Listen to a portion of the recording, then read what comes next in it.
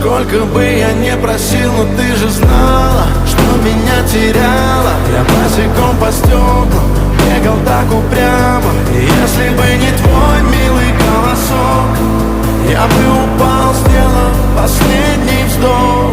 И звезды мирно падали, как будто до меня.